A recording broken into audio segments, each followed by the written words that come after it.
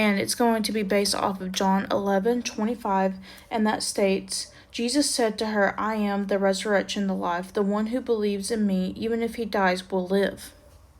Okay, so let's go ahead and jump into what our devotion has to say. We're using the Daily Grace Co. Lent study for 2025, if you're wondering, and let's see what they have for us. This is exactly the reminder that Mary and Martha needed in John 11. These sisters, along with their brothers Lazarus, were close to Jesus, so when Lazarus falls ill, they summon Jesus to come. Strangely, Jesus does not arrive right away.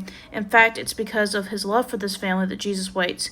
This delay will ultimately bring glory to God and the Son of God, as well as bring belief for the disciples and others. And finally, this delay will benefit this family he loves. When Jesus does arrive, he is approached by a grief-stricken Martha, and assures her that Lazarus will rise again. This is not news to Martha. The Jews already believed that there would be a resurrection at the end of time. Martha reflects this belief in her response in verse 24. But throughout John's Gospel, Jesus spoke of his own role of the resurrection. He will rise up the dead on the last day. He gives life. He, like the Father, has life in himself. Jesus reiterates these truths to Martha with his fifth I am statement. I am the resurrection and the life. The one who believes in me, even if he dies, will live.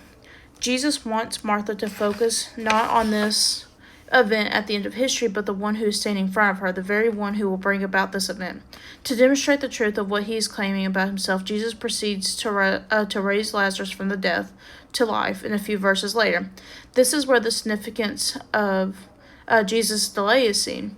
There was a belief during this time that a dead person's soul would stay near their body for 3 days, hoping to enter it again. By waiting until the fourth day to perform this miracle, Jesus shows Lazarus is not just mostly dead, he has started to decompose. Yet, as the voice of Jesus, the resurrection, and the life, Lazarus walks out of his own tomb. And that is our future as well. Death may be inevitable, but it is not permanent. The day that Jesus and Martha spoke of his coming, and on that day we too will respond to Jesus' voice and rise from our tombs to live with him forever.